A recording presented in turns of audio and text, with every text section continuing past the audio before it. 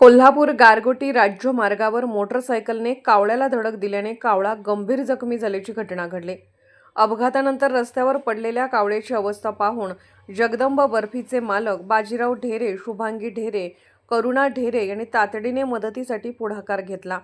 त्यांनी जखमी कावळ्याला सावधपणे उचलून पाणी देत प्रथमोपचार केले।